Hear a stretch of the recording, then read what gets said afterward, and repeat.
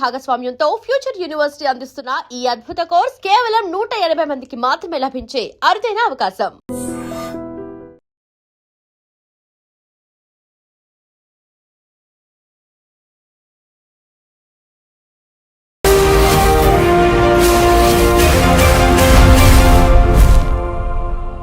నమస్తే, welcome to I dream social spotlight with Kavitha. సాధారణంగా ఏదైనా ఒక సినిమా రిలీజ్ అయిన తర్వాత బోల్డ్ అనే అభ్యంతరాలు కనిపిస్తుంటాయి. ఆ సినిమాలో ఉన్నటువంటి సీన్స్ గురించి కావచ్చు, డైలాగ్స్, పాటల గురించి బోల్డ్ అంత కాంట్రవర్సీ అనేది క్రియేట్ అవుతుంది. But for the first time సినిమా పూజ ప్రారంభం సమయంలోనే ఒక టైటిల్ గురించి బోల్డ్ అంత చర్చ జరుగుతోంది. అది కూడా తెలంగాణ, ఆంధ్రాకి సంబంధించినటువంటి ఈ చర్చ ఎందుకని ఇంత పెద్ద ఎత్తున జరుగుతోంది? మనతో పాటుగా ఉన్నారు senior journalist and film critic Bharadwaj గారు. సార్ నమస్కారం. నమస్తే అండి. ఇడుపు కాగితం ఒక పేరు అనౌన్స్ చేశారు, అందులో ఒక పూజ జరిగిన తర్వాత అంత కాంట్రవర్సీ లేకపోతే ఆ విపరీతమైనటువంటి చర్చ ఎందుకు జరిగింది మీరే అనుకుంటున్నారు అసలు? అంటే మాండలికాల మీద ఉండాల్సిన గౌరవం లేకపోవడం వలన జరుగుతుందండి ఇది. అంటే ఇంతకు ముందు కూడా సాహిత్యం దాశరథి రంగాచార్య గారి నవలలు అక్కడ చదివారు, ఆంధ్రాలో కూడా.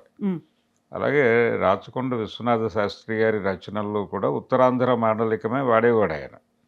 అలాగే టైటిల్స్ కూడా రాయలసీమ నుంచి వచ్చినటువంటి రచయితలు అనేక మంది ఉన్నారు. వాళ్ళ నవలల్లో వాళ్ళ మాండలికమే ఉండేది. ఇప్పుడు నామిని సుబ్రహ్మణ్యం నాయుడు గారి రచనల్లో ఆంధ్ర ప్రాంతపు వాళ్ళకి తెలియని పదాలు అనేక ఉండేవి. అవి ఏమిటి అనేవి ఎత్తుక్కుని తెలుసుకుని ఆ చదివే క్రమంలో అర్థమైపోతుంది ఆ పదం ఏమిటి అనేది. ఆ పదంతో అలా ట్రావెల్ అయిపోతారు అంతే తప్ప చర్చించుకోవటం, ఈ పదాలు వాడుతున్నాడేంటి, మనకు తెలిసిన భాష వాడాలి లేకపోతే మనకు తెలిసిన పదం వాడాలి అనేటువంటి కోరికే తప్పు.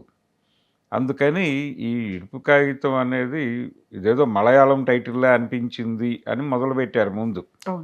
మొదలుపెట్టి తర్వాత దీనికి సబ్ టైటిల్స్ వేస్తారా అని మొదలుపెట్టారు. ఈ రాసిన వాళ్ళందరూ కూడా ఆంధ్ర ప్రాంతపు వాళ్ళు సోషల్ మీడియాలో కొంచెం వెటకారపు ధోరణిలో మాట్లాడటం అనేది తెలంగాణ ప్రాంత మనోభావాలని గాయపరిచిన మాట వాస్తవం. అయితే తర్వాత వీళ్ళు లాజికల్గా తమని తాము సెటరేట్ చేసుకోవడం కోసం తెలంగాణలో కూడా అన్ని ప్రాంతాల్లోనూ ఈ పదం ఉందా అని ఒక విచిత్రమైన లాజిక్ తీసుకొస్తున్నారు. అది కూడా దుర్మార్గమే. మొదట బేషరతుగా ఇక్కడ వీళ్ళు ఆ రాసుకున్నటువంటి కథ ఏ రైటర్ అయితే రాశాడో అతను ఆ టైటిల్ అనుకున్నాడు. దానికి ఆ టైటిల్ గురించి మీరు తెలుసుకుని మాట్లాడండి. అందులో ఏమీ వల్గారిటీ లేదు, మరొకటి లేదు. విడాకులు, మా విడాకులు అని ఆయన ఒక సినిమా తీశాడు, ఈవీవి సత్యనారాయణ గారు. ఆ టైంలో ఒక నైతిక చర్చ జరిగింది ఆ సినిమా మీద. ఇలా సినిమా తీయాల్సిన అవసరం ఉందా ఇలాంటి టాపిక్తో అన్నట్టుగా మాట్లాడారు. కానీ అదేది కూడా డిబేట్కి నిలబడే చర్చలు కాదు. ఒక రకంగా యాక్సెప్టెన్స్ అనేది కనిపించింది ఆ టైటిల్లో. ఏం పర్లేదు, మేము వెల్కమ్ చేస్తున్నామని ఉంది. అయితే ఇప్పుడు ఎందుకు దీన్ని ఇబ్బంది పెడుతున్నారు అంటే కేవలం ఇక్కడ సబ్జెక్టు గొడవ కాదండి, మాండలికాల మీద గౌరవం లేకపోవడం. అంటే పక్క వాళ్ళు మాట్లాడేటువంటి భాషని వెటకారంగా చూసేటువంటి ధోరణి ఎక్కడో మీలో ఇన్వాల్వ్ అయిపోయి ఉంది, మీలో ట్రావెల్ అవుతోంది. దాన్ని ఒక్కసారి వెరిఫై చేసుకొని మిమ్మల్ని మీరు కడుక్కోవాల్సిన అవసరం ఉంది తప్ప ఆంధ్ర ప్రాంతం నుంచి వస్తున్నటువంటి రచయితల మీద లేకపోతే రాజకీయ నాయకుల మీద ఎందుకు తెలంగాణ ప్రాంతంలో విమర్శ ఉంది అంటే కల్చరల్గా కూడా మమ్మల్ని చాలా ఇబ్బంది పెడుతున్నారు వీళ్ళు అని తెలంగాణ ఉద్యమ కాలంలో ఎందుకు మాట్లాడారు అంత బలంగా అంటే ఇలాంటి విన్యాసాల వల్లనే.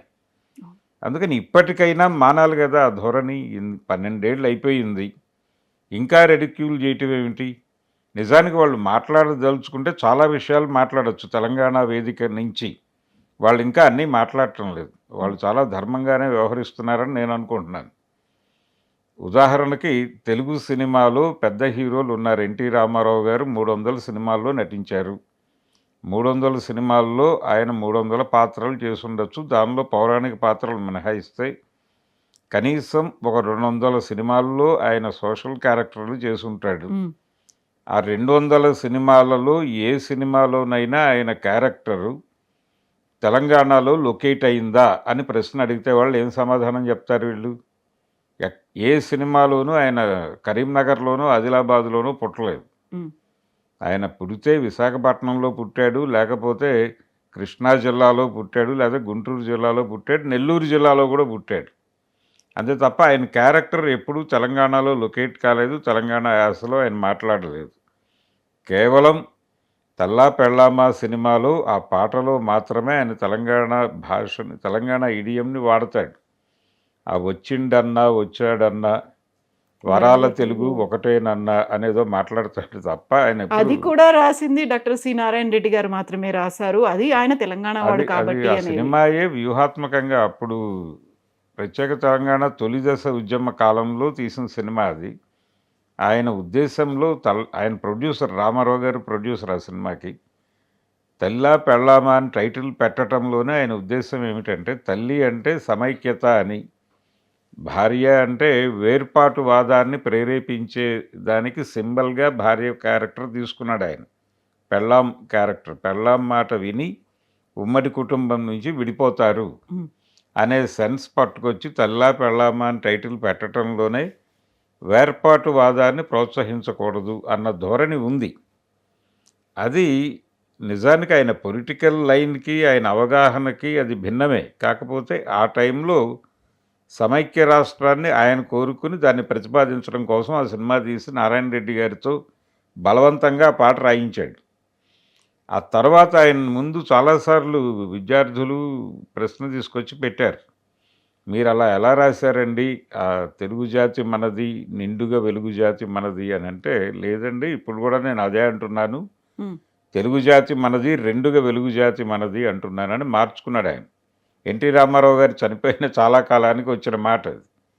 కాబట్టి ఆ రోజున ఆయన బుల్డోజ్ చేసి పని చేయించుకున్నాడు తప్ప ఆయన సినిమాల్లో కూడా ఎప్పుడూ తెలంగాణ ప్రాంతీయ వ్యవహారాలు ఏవీ దర్శనం ఇవ్వలేదు. ఉమ్, ఒకే ఒక్క సినిమా జీవిత చక్రం, అందులో ఇద్దరు హీరోయిన్లు, ఒక హీరోయిన్ తెలంగాణ ప్రాంతానికి చెందిన అమ్మాయి, శారద గారు చేశారు ఆ క్యారెక్టరు. రెండోది ఆంధ్ర ప్రాంతానికి చెందిన అమ్మాయి వాణిశ్రీ గారు చేశారు ఆ క్యారెక్టరు. ఈ తెలంగాణ ప్రాంతపు అమ్మాయిని పరిచయం చేస్తూ ఒక పాటతో మొదలవుతుంది. అది బతుకమ్మ పాట.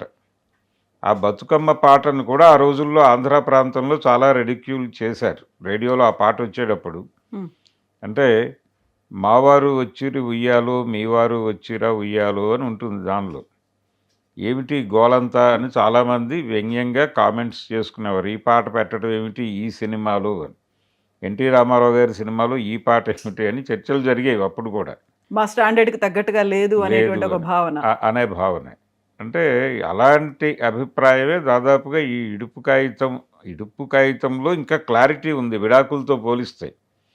అంటే విడాకులు అనేది ఎందుకు ఎమర్జ్ అయింది, ఆ పదం వెనకాల కథ ఏంటి అనే దానిలోకి వెడితే ఉమ్, ఆ పదమే చాలా ఇబ్బందికరమైనటువంటి పదం. ఇన్హ్యూమన్ కూడా, అంటే అప్రజాస్వామికం, ఇవన్నీ కలిసి ఉన్న పదం అది. అదొక రకంగా బుల్డోజ్ చేసేటువంటి కల్చర్ని ప్రతిబింబింపజేసే పదం. విడాకులు అని అంటున్నారంటే ఎవరి ఆకు వారు తీసుకుని భోజనం చేస్తారనే అనుకుందాం. అంటే అంతకు ముందు వాళ్ళు ఏకాకు విధానాన్ని పాటించి ఉండేవారు విడాకులు కోరుకుంటున్నటువంటి వారు. ఉమ్, ఏకాకు అనే సెన్స్ ఎందుకు వచ్చి ఉంటుంది అంటే, భర్త భోజనం చేసినటువంటి ఆకులోనే భార్య భోజనం చేయవలెను. ఆయన భోజనం చేసి ఆయనకు భోజనం పెట్టిన తర్వాత ఆయన తినేసి వెళ్ళిపోతాడు. వెళ్ళిపోయిన తర్వాత ఆవిడ వచ్చి కూర్చుని అదే విస్తరిలో భోజనం చేసి అప్పుడు ఆ ఆకు తీసి బయట పారవేయవలను. ఇది సిస్టమ్. ఈ పద్ధతిలో వాళ్ళు ఒకటే ఆకు వాడుకునేవాళ్ళు. ఇప్పుడు ఎవరి ఆకు వారు కోరుకుంటున్నారు అనే సెన్స్లో విడాకులు అనే పదం వచ్చినప్పుడు దానిలో ఉన్న ఇన్హ్యూమానిటీని వీళ్ళు సీరియస్గా క్వశ్చన్ చేస్తే ఏం సమాధానం చెప్తారు ఆంధ్ర ప్రాంతం వాళ్ళు? ఇప్పుడు విడాకులు అనే దాన్ని ప్రమోట్ చేసేవాళ్ళు విడాకులు అనొచ్చు కదా, హాయిగా ఉంటుంది. ఇడుపు కాగితంలో క్లారిటీ ఉంది. మేము విడిపోతున్నందుకు ఒక కాగితం రాసుకుంటున్నాము, ఒక అగ్రిమెంటు అనేది క్లారిటీ ఉంది దానిలో. అదే బెటర్ పదం కదా, అదే వాడుకోవచ్చు అందరూ. ఇప్పుడు తెలిసింది మాకు ఇలాంటి ఒక చక్కటి పదం ఉందనే విషయం మాకు ఇంతకాలం తెలియక ఆ విడాకులు అనే దాన్ని వాడుకుంటున్నాం. ఇక నుంచి మేము కూడా విడాకులు మానేసి ఈ ఇడుపు కాగితమే వాడుకుంటాం అని చెప్పాల్సింది పోయి దాన్ని మోసుకుంటూ దీని మీద క్రిటిసిజం పెడుతూ వెళ్ళటం అనేది ఖచ్చితంగా ఇబ్బందికరమైన అంశమే. అంటే మొదటి నుంచి తెలంగాణ ఉద్యమ కాలం నుంచి వినిపిస్తున్నటువంటి ఈ బుల్డోజింగ్ ప్రోగ్రామ్, కల్చరల్ బుల్డోజింగ్ ఇవన్నీ జరుగుతున్నాయి మాకు అని వాళ్ళు మాట్లాడుతున్నారు. అస్తిత్వం అనే దాన్ని మీరు వక్రీకరిస్తున్నారు లేకుంటే వెక్కిరిస్తున్నారు అని. వెక్కిరించటమే. అస్తిత్వవాదాన్ని వెక్కిరించటం అనేది ప్రోగ్రామ్గా జరుగుతూ వస్తోంది. దాని కొనసాగింపే ఈ ధోరణి కూడా. ఇడుపు కాగితం మీద వాళ్ళు మాట్లాడుతున్నటువంటి మాటలన్నీ అవే. ఇప్పటికైనా అది మానేయటం బెటర్. మానేసి తగ్గింది కంపారిటివ్గా. ఇప్పుడు ఈ డిస్కషన్ ఇటు నుంచి ప్రతి ఒక్కళ్ళు రియాక్ట్ అవుతున్నారు. ఈ రియాక్షన్స్ మొదలైన తర్వాత కొంత కంట్రోల్ అయ్యారు, కానీ ఆ వాదనలో తప్పే ఉంది అని ఇప్పటికీ అంటే ఆంధ్ర ప్రాంతపు మధ్యతరగతి అగ్రకులాల మనసుల్లో అయితే ఇలాంటి వాటిని కొంచెం గట్టిగానే ఎదుర్కోవాలి అనే ధోరణి ఉంది. సోషల్ మీడియాలో వాళ్ళు పెడుతున్నటువంటి పోస్టులలో ఆ ధోరణి కనిపిస్తుంది. వాళ్ళు ఎక్కడో అంటే తెలంగాణ విడిపోయినప్పుడు కూడా ఎక్కువ బాధపడింది వాళ్ళే, ఆ సమూహాలే. అందుకని ఇప్పుడు కూడా ఈ ఇడుపు కాగితం గొడవలో కూడా వాళ్ళే బాధపడుతున్నారు సోషల్ మీడియాలో. కింద వాళ్ళు ఎవరు పట్టించుకోవట్లేదు దీన్ని. మంచిదే అంటున్న వాళ్ళు కూడా ఉన్నారు అటువైపు నుంచి. కానీ అంటే ఇన్ఫ్లుయెన్స్ చేసేది వీళ్ళే మీడియాలో. ఈ అగ్రకులాలకు చెందినటువంటి మధ్యతరగతి ఆడియన్సే ఇన్ఫ్లుయెన్స్ చేస్తారు సోషల్ మీడియాలో. వాళ్ళే కొంచెం క్రియేటివ్గా రకరకాల ఉదాహరణలు చెప్తూ రాస్తూ ఉంటారు. అది 10 మంది చదువుతారు. ఆ చదివిన వాళ్ళు ఇన్ఫ్లుయెన్స్ అవుతారు. అందుకని ఇన్ఫ్లుయెన్షియర్గా ఉండేటువంటి సెక్షన్ నుంచి మాట్లాడుతున్నారు కాబట్టి మొత్తం ఆంధ్ర సమాజం అంతా ఇలాగే ఉంది అని అనుకుంటే ప్రమాదం. కింది వాళ్ళకు బాగానే ఉంది, ఇదేం పెద్ద ఇబ్బందికరం లేదు. అది డిస్కషన్లో లేరు, వాళ్ళు పెద్దగా పట్టించుకోవడం లేదు. ఇదేమిటి గొడవ, ఎవరో స్టూడెంట్స్ అలాంటి వాళ్ళు ఎవరన్నా చూస్తే కామెడీగా కూడా తీసుకుంటున్నారు. కానీ వాళ్ళు నిజానికి ఆంధ్ర ప్రాంతంలోనే 4 మాండలికాలు ఉన్నాయి. ఇప్పుడు తెలంగాణలో అన్ని ప్రాంతాల్లోనూ ఈ పదం తెలుసా అని మాట్లాడుతున్న వాళ్ళకి, ఇప్పుడు ఉత్తరాంధ్ర వాళ్ళు వాడే పదాలు అన్నీ తెలుసా, దక్షిణాంధ్ర వాళ్ళకి తెలియదు. అలాగే రాయలసీమ వాళ్ళు వాడుతున్నటువంటి పదాలు అందరికీ తెలుసా అంటే తెలియదు. అక్కడ కూడా తిరిగి రాయలసీమ వేరుగానే భావించుకుంటుంది తన ఐడెంటిటీ. రాయలసీమ ఐడెంటిటీనే. ఉత్తరాంధ్ర, కళింగాంధ్ర ఐడెంటిటీ అనేవారు ఇదివరకు హయగ్రీవరావు గారు బతుకుండగా. ఈ కళింగాంధ్ర ఐడెంటిటీ అనేది అక్కడ ఉంది. వాళ్ళు మాట్లాడుతూ ఉంటారు అడపాదడప. అక్కడ ఇప్పటికీ సమావేశాలు జరుగుతాయి. మేము, మా ప్రాంతము విశాఖపట్నం రాజధానిగా కళింగాంధ్ర అనే ఒక అభిప్రాయం, ఒక నినాదం ఉంది అక్కడ సజీవంగానే. రాయలసీమలో చాలా కాలంగా ఉంది ఇదే అభిప్రాయం. అయినప్పటికీ కలిపి ఉంచారు కాబట్టి ఉన్నాయి. ఇప్పుడు ఈ ఇడుపు కాగితం అనే దాని మీద వీళ్ళు మాట్లాడుతున్నటువంటి వెకిలి మాటలు వాళ్ళలో కూడా మంట రాజేసే ప్రమాదం ఉంది. అది తెలియట్లేదు వాళ్ళకి. అందులో గతంలో తెలంగాణ మూమెంట్ అప్పుడు రాయల్ తెలంగాణ దాన్ని కలిపేయండి, మమ్మల్ని కూడా తెలంగాణలో కలిపేసుకోండి, మేము ఇక్కడ ఉండలేము అనేటువంటి ఒక వాదన పొలిటీషియన్స్ దగ్గర నుంచి కూడా వచ్చింది. అంటే చాలా ఓపెన్గా దివాకర్ రెడ్డి మాట్లాడాడు ఆ మాట. దివాకర్ రెడ్డి గారు 3-4 ఇంటర్వ్యూల్లో అన్నాడు, మేము కలిస్తే అంటే తెలంగాణతో కలిపైనా ఉంచండి, లేదంటే మమ్మల్ని అసలు ఆంధ్ర నుంచి తీసేసి కర్ణాటకలో కలపండి అన్నాడు ఆయన.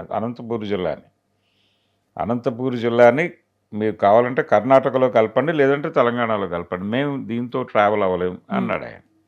కాబట్టి అంత సఫకేటివ్గా మీరు బిహేవ్ చేస్తున్నారు అనేది మీరు అర్థం చేసుకోవాలి కదా. అది లేకుండా ఇప్పటికీ కూడా మీరు రెడిక్యూల్ చేస్తూ పెడితే ప్రపంచం ఎలా అర్థం చేసుకుంటుంది మీ బుల్డోజింగ్ ధోరణిని? మీ వాదనలో కరెక్ట్నెస్ ఉన్నప్పటికీ, వాస్తవం ఉన్నప్పటికీ మీరు వ్యక్తం చేసే పద్ధతి ఇబ్బందికరం. ఒకప్పుడు అందరి నవలలు చదివారు అందరూ.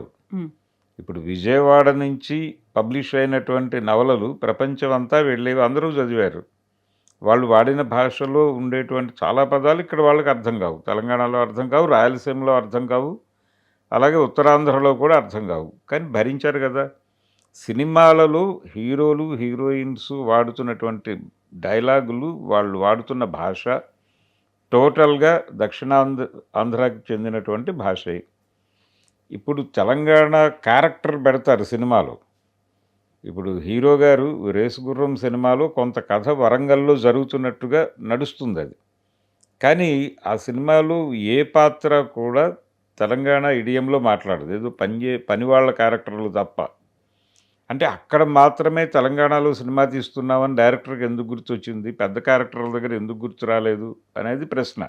కమెడియన్లకో విలన్లకో మాత్రమే పెడతారు అనేది ఉండేది. అదే అది కనిపిస్తుంది ఆ సినిమాలో. అంటే ఉద్యమం జరిగి తెలంగాణ ఏర్పడిన సందర్భంగా కొన్ని సినిమాల్లో హీరోని తెలంగాణలో లొకేట్ చేసే ప్రయత్నం జరిగింది. అలా వచ్చిన సినిమా రేసుగుర్రం. అందులో వరంగల్లో జరుగుతున్నట్టుగా చెప్తాడు కథని, కానీ ఏ పాత్ర కూడా తెలంగాణ ఇడియం మాట్లాడదు. అలాగే లౌక్యం అని గోపీచంద్ సినిమా కూడా వరంగల్లో జరుగుతున్నట్టుగా చూపిస్తారు, కానీ వరంగల్ వాతావరణం కానీ వరంగల్ భాష కానీ ఉండదు ఆ సినిమాలో. చంద్రమోహన్ వీళ్ళు వాళ్ళ ధోరణిలో వాళ్ళు మాట్లాడతారు తప్ప ఎక్కడ తెలంగాణ ప్రాంత వాసుల్లాగా అనిపించరు వాళ్ళు. ఆ వాసన అనేది కనిపించదు, ఆ వాసన ఉండదు. సినిమా వాళ్ళ ప్లేన్లో నడుస్తుంది, కానీ లొకేషన్ అక్కడ జస్ట్ డైలాగుల్లో అడపాదడపా వినిపిస్తుంది ఆ పదం, వరంగల్ అనే పదం వినిపిస్తుంది, అంతవరకే. ఎందుకు ఈ పనులు చేస్తున్నారు అంటే ఆ టైంలో కొంచెం ఉద్యమం ప్రభావం, ఇక్కడ ఆడియన్స్ ఎలా రిసీవ్ చేసుకుంటారనే భయము అవి ఉన్నాయి వాళ్ళకి. తర్వాత వాళ్ళకి అర్థమైపోయింది మన కంట్రోల్లోనే ఉంది వ్యవహారం అంతా అని అర్థమైపోయాక ఇవి చేయక్కర్లేదు అనుకున్నారు. ఇమ్మీడియట్గా తెలుగు సినిమా హీరో తిరిగి ఆంధ్రాకి వెళ్ళిపోయాడు. ఇప్పుడు ఏ సినిమాలో కూడా ఎక్కడైనా సరే అక్కడే లొకేట్ అవుతారు వాళ్ళు. ఎందుకు తెలంగాణ జీవితాలని మెయిన్ స్ట్రీమ్ సినిమాల్లో ప్రదర్శించరు అనేది ఒక కీలకమైన విమర్శ. నిజానికి 12 సంవత్సరాల్లో ఇప్పటికీ తెలంగాణ సినిమా ఎమర్జ్ కాలేదు. అంటే ఎంత కట్టుదిట్టమైనటువంటి పద్ధతులు నడుస్తున్నాయి సినిమా రంగంలో అనడానికి ఉదాహరణ. తక్కువ ప్రయత్నాలు, వేళ్ల మీద లెక్క పెట్టే సినిమాలే తెలంగాణ జీవితానికి సంబంధించిన సినిమాలు ఉన్నాయి. ఒక జాతిరత్నాలు, ఒక బలగము అలాంటివి వస్తున్నాయి తప్ప.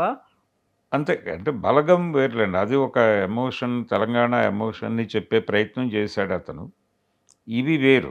మళ్ళీ కామెడీ టచ్తో అంటే ఫోక్ యూత్ని పట్టుకొని దాని మీద ఎక్స్ప్లోర్ చేసుకుంటూ వెళ్ళే సినిమా ఈ జాతిరత్నాలు ఇలాంటివి. అది తెలంగాణ ఇడియం వాళ్ళకి ఉపయోగపడింది ఒక రకంగా.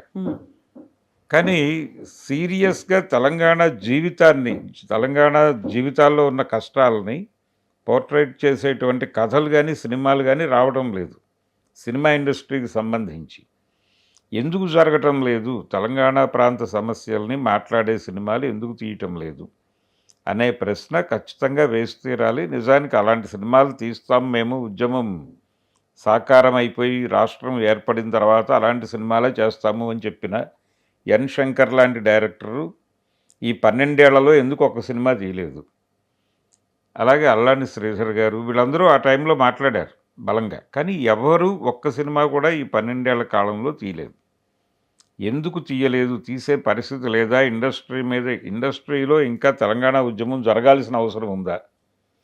ఎందుకు ఇంకా ఇక్కడే ఉన్నారు? ఇప్పుడు ఆంధ్ర ప్రాంతం నుంచి పిలుపులు వస్తున్నాయి, అమరావతి వచ్చి స్టూడియోలు కట్టుకోండి, మీకు స్థలాలు ఇస్తాం, ఫిలిం నగర్ కట్టుకోండి, ఇళ్ళు కట్టుకోండి, అవన్నీ మాట్లాడాడు మన లోకేష్ గారు.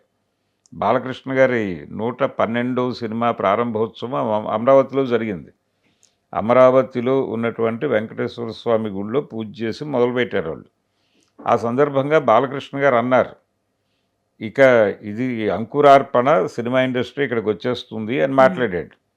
మంచిదే కానివ్వండి, అక్కడ మీరు నిర్మాణాలు అవి మొదలుపెట్టి ఇక్కడ నుంచి ఆంధ్ర ప్రాంతం వాళ్ళని అక్కడికి తరలించేసిన తర్వాత ఇది కనీసం తెలంగాణ వాళ్ళకు వదిలిపెట్టేస్తే వాళ్ళు వాళ్ళ జీవితాలని ప్రతిబింబించే సినిమాలు ఏవో తీసుకుంటారు వాళ్ళ ధోరణిలో. ఇంకా ఓపిక ఉంటే ఇంకొక పని చేయొచ్చు.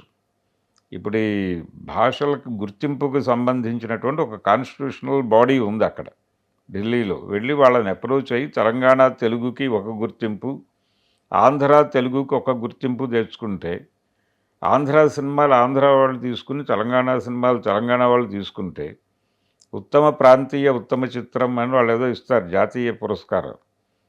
ఆ ఉత్తమ కేటగిరీలో ప్రాంతీయ భాషా చిత్రానికి ఇచ్చే పురస్కారం తెలంగాణ సినిమాకి ఆంధ్ర సినిమాకి కూడా దక్కుతుంది. అది చేసుకోండి ఆనందంగా. ఎందుకు కలిసి ఉండి ఈ గొడవలు ఎందుకు కొట్టుకోవడం? మీరేమో పద్ధతిగా మాట్లాడరు, అవతల వాడిని గుచ్చే పద్ధతిలో మాట్లాడతారు, కించపరిచేలాగా మాట్లాడతారు. ఈ ధోరణి మారలేదు ఇప్పటిదాకా. 12 ఏళ్ళు అయిపోయిన తర్వాత కూడా ఇంకా ఇడుపు కాగితం వివాదం వాళ్ళు అంటే మానసికంగా మమ్మల్ని దెబ్బతీస్తున్నారని ప్రెస్ మీట్లు పెట్టి మాట్లాడుకోవాల్సినంత పరిస్థితి ఎందుకు క్రియేట్ అయింది? దాని గురించి ఒక సమీక్షో లేకపోతే ఒక ఆత్మవిమర్శో రావాలి ఆంధ్ర ప్రాంతం నుంచి. ఆంధ్ర ప్రాంతపు మేధావులు ఈ పాటికే విజయవాడ ప్రెస్ క్లబ్లో దీని మీద ఒక రౌండ్ టేబుల్ పెట్టి మేము నిర్మోహమాటంగా తెలంగాణ ప్రాంతానికి దీని మీద అడ్వర్స్గా వచ్చినటువంటి వ్యక్తీకరణలన్నిటికీ మేము ఓన్ చేసుకుని సారీ చెప్తున్నాం అనే మాట అక్కడి నుంచి వచ్చి ఉంటే ఇక్కడ కొంచెం వాతావరణం బాగుండేది. కానీ ఆ ప్రయత్నం కూడా జరగలేదు అక్కడ. అంటే చేసేవాళ్ళు పూనుకునేవాళ్ళు కూడా ఎవరు కనిపించట్లేదు ఆంధ్ర ప్రాంతంలో. అదొక విచిత్రమైనటువంటి పరిస్థితి. ఇది టోటల్గా ఈ ఇడుపు కాగితం చుట్టూ జరుగుతున్నటువంటి గొడవ అండి. ఇప్పుడు ఇంకొక కామెంట్ కూడా వినిపిస్తుంది. దానికి సంబంధించి వాదనలు కూడా డిఫెండ్ చేసుకునేటువంటి ప్రయత్నం. ప్రకృతి వికృతులు అనేవి ఉంటాయి. ప్రకృతి అనేది మేము మాట్లాడేటువంటి ఒరిజినల్ తెలుగు, వికృతుల్లో మీరు మాట్లాడుతున్నారు. విడుపుని ఇడుపు అంటున్నారు. అక్కడే కొంచెం డిమీనింగ్గా కనిపిస్తుంది. ఒక లో గ్రేడ్, లో క్యాడర్ అనేది అక్కడ చూపిస్తోంది అనే మాట.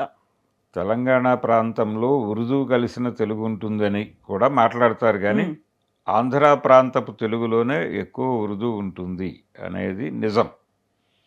ఎందుకంటే ప్రతిరోజు మేము ఉదయాన్నే లేచి అంటారు వాళ్ళు. ఆ ప్రతిరోజు రోజు అనేది ఉర్దూ పదం. ఇక్కడ దినాము అంటారు. దినం అనేది తెలంగాణలో వాడుకలో కలదు, కానీ ఆంధ్ర ప్రాంతంలో రోజు అనే అంటారు. ఇలాంటివి వెతికితే అనేక పదాలు, ఉర్దూ పదాలు అక్కడే వాడతారు ఎక్కువ. అంటే రెవెన్యూ సిస్టమ్ నుంచి భాషలోకి జొరబడిపోయినటువంటి అనేక ఉర్దూ పదాలు. దస్కత్ చేసావా అని అడుగుతారు. ఈ దస్కత్ అనే పదం అక్కడి నుంచి పట్టుకొచ్చింది, ఉర్దూ పదమే.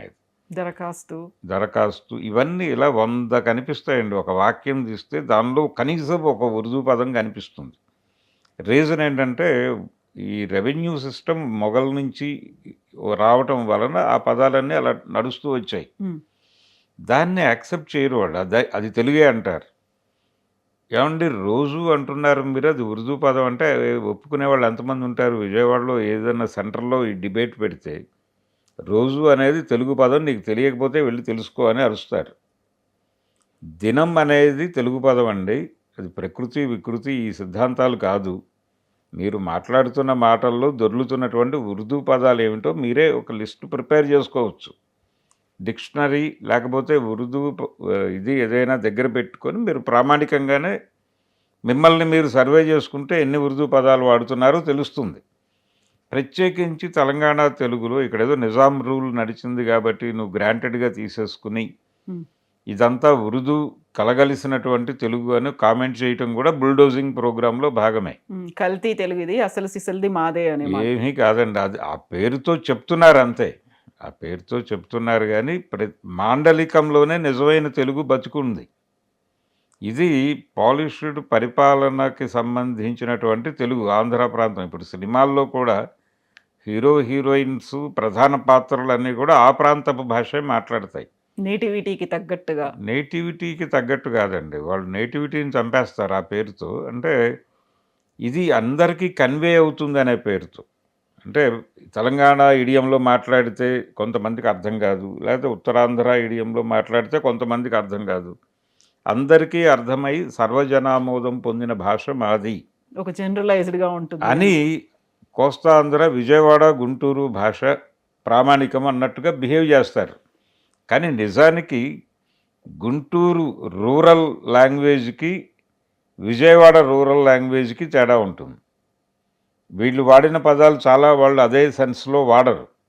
అది వీళ్ళు గమనించరు, పట్టించుకోరు. ఇది ఒక ప్రమాదం. 50 కిలోమీటర్లు ఎవరైనా ఒక 2 వీలర్ మీద ప్రయాణిస్తే బయలుదేరిన చోట ఉన్న ఇడియం 50 కిలోమీటర్ల అవతల మారుతుంది. విజయవాడ నుంచి ఏలూరు వెడితే 60 కిలోమీటర్లు. ఆ 60 కిలోమీటర్లలోనే భాష మారుతుంది. వెస్ట్ గోదావరి తెలుగు వేరు, విజయవాడ తెలుగు వేరు. అటు వెడితే గుంటూరు తెలుగు వేరు, ప్రకాశం వెడితే ఇంకా మారుతుంది. నేను అంత దూరం కూత పెట్టలేనబ్బా అంటాడు ఒంగోలు వెళ్తే. కూత పెట్టడం అంటే ఆయన సెన్స్, నేను అంత దూరం ప్రయాణం చేయలేను అని.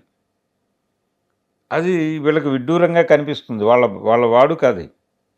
కూతబెట్టడం, ఏం మాట్లాడుతున్నావు నువ్వు అంటే తంతారు వాళ్ళు అక్కడ. దాన్ని రెడిక్యూల్ చేయటం, చాలామంది విజయవాడ ప్రాంత వాళ్ళు ఒంగోలు ఎడితే ఈ జోక్ వేస్తారు అక్కడ. ఇలాంటి పదాలు అనేకం దొరుకుతాయి. నీకు వింత అది అంటే ఇది ప్రపంచపు వింత అని చెప్పి నువ్వు సినిమాలో కామెడీ క్యారెక్టర్కి పెట్టేస్తావు. ఇది ప్రమాదం. నీకు వినోదం కలిగించింది ప్రపంచానికి వినోదంగా జొప్పించటంలోనే నీ దుర్మార్గం ఉంది. అందుకని ఇప్పటికీ కూడా దక్షిణాంధ్ర పర్టికులర్గా అంటే ఆ 2 జిల్లాల అనే పదం రకరకాలుగా ప్రచారంలో ఉంది. అంటే సినిమా పరిశ్రమని ఇప్పటికీ నడిపిస్తోంది 2.5 జిల్లాల కులమే అనేది ఒక అభిప్రాయం చాలామందిలో ఉంది. ఏమిటా 2.5 జిల్లాల కులం అంటే కమ్మ కులం అనే, అంతకుమించి వేరే ఇదేమీ లేదు. ఈ బుల్డోజింగ్ జరుగుతోంది కూడా అక్కడి నుంచే. అయితే ఈ సినిమా ప్రొడ్యూసర్లు ఆంధ్ర ప్రాంతానికి చెందిన వాళ్ళే, ఇడుపు కాగితం. అంటే వీళ్ళు ఇక్కడ సెటిల్ అయిపోయినటువంటి వాళ్ళు. వాళ్ళకి డైరెక్టర్ గారు వచ్చి ఒక కథ చెప్పాడు, ఆ కథకు కన్విన్స్ అయ్యారు వాళ్ళు. ఆ పాయింట్కి తీయాలనుకున్నారు. అతను ఈ టైటిల్ అన్నాడు, ఇది కొంచెం వింతగా ఉంది, అట్రాక్ట్ చేస్తుంది, ఇది జనాల అటెన్షన్ని గ్రాప్ చేసే కెపాసిటీ ఉంది ఈ టైటిల్కి అని ఫీల్ అయ్యి ఓకే అన్నారు వాళ్ళు. మార్కెట్లోకి టైటిల్ ఎంటర్ అయిన మరుక్షణం ఈ జ్ఞానులందరూ మేల్కొని దాని మీద దాడి చేయటం మొదలుపెట్టారు. ఇది ప్రమాదం. అందుకని ఇది బుల్డోజింగ్ తప్ప మరేమీ కాదు. దీని మీద కొంచెం సీరియస్గానే సినిమా పరిశ్రమ కూడా రియాక్ట్ కావాలి. అంటే వీటన్నిటినీ ఒక ఐక్యతని ఇబ్బంది పెట్టేటువంటి సందర్భాలు ఇవన్నీ. అది మీరే బ్రేక్ చేసుకుంటున్నారు. మీరు కలిసి ఉండటం కోసం ఇక్కడ ఉన్నారు, కలుపుకుని వెళ్ళటం కోసం ఇక్కడ ఉన్నప్పుడు మీరంతా కలుపుకోరుతరంగా ఉండాలి. అది లేకుండా మీ ప్రాంతం నుంచి వచ్చినటువంటి వెటకారపు మాటలకి ఆంధ్ర ప్రాంతానికి చెందిన వాళ్ళు బాధ్యత వహించి మాట్లాడాలి. వహించి, బాబు ఇది సరైన ధోరణి కాదు, ఇది సరైన పద్ధతి కాదు, ఖచ్చితంగా మనం గౌరవించి తీరాలి. అంటే ఏ మాండలికాన్నైనా గౌరవించాలి. ఉత్తరాంధ్ర మాండలికాన్నైనా గౌరవించాలి, తెలంగాణ మాండలికాన్నైనా గౌరవించాలి. ఆ పదాలు ఏమిటో మీరు తెలుసుకోవాలి. పైగా తెలియనంత సబ్ టైటిల్స్ వేస్తారా ఈ సినిమాకని మాట్లాడారు కొంతమంది. డబ్బింగ్ చెప్తారా? ఇది దుర్మార్గమైన మాటలు. అంటే సబ్ టైటిల్ వేయాల్సిన అవసరం అంటే ఇడుపు కాగితం అనేది నీకు అర్థమవుతుంది కదా. పోనీ మీ ప్రకృతి ప్రకారం విడుపు అనుకుందాం. ఇప్పుడు యాక్చువల్గా విడుదల పత్రం అని ఒక పత్రం ఉంది. అంటే హక్కు విడుదల పత్రం అంటారు దాన్ని. హక్కు విడుదల పత్రము అంటే ఎవరైనా ఇప్పుడు ఒక ఫ్యామిలీలో ఆడపిల్లలకి పెళ్ళిళ్ళు చేసినప్పుడు కట్నాలు ఇవన్నీ ఇస్తారు. ఇచ్చిన తర్వాత ఒరిజినల్ ప్రాపర్టీలో మాకు హక్కు లేదు అని ఆడపిల్లలతో ఒక సంతకం తీసుకుంటారు. తీసుకుని ఏదైనా రేపు ఫర్దర్గా ఆవిడ పిల్లలు ఎవరో క్లెయిమ్ చేస్తే, ఇదిగో మీ అమ్మగారు మాకు రాసి ఇచ్చారు ఈ కాగితం, ఆ రోజునే ఆవిడకి రావాల్సిన డబ్బులు మేము రకరకాల రూపాల్లో ఇచ్చేసాం అని చెప్పి చూపించుకోవడానికి ఈ హక్కు విడుదల పత్రం అని ఒకటి రాయించుకుంటారు. దాన్ని పోల్చి మాట్లాడుతున్నారు కొంతమంది ఆంధ్ర ప్రాంతపు వాళ్ళు.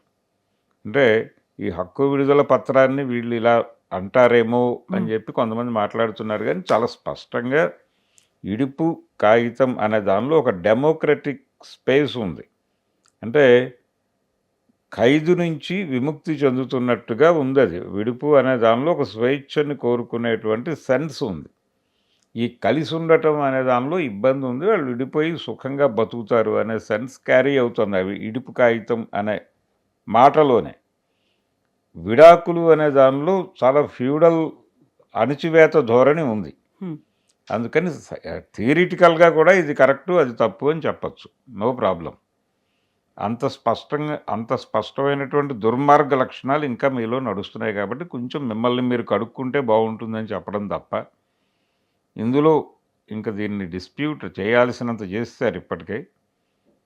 కానీ ఇప్పటికీ ఆంధ్ర ప్రాంతపు మేధావులు ఒక చోట కూర్చుని దీని మీద ఒక అభిప్రాయ ప్రకటన చేయాల్సిన అవసరం అయితే ఉంది.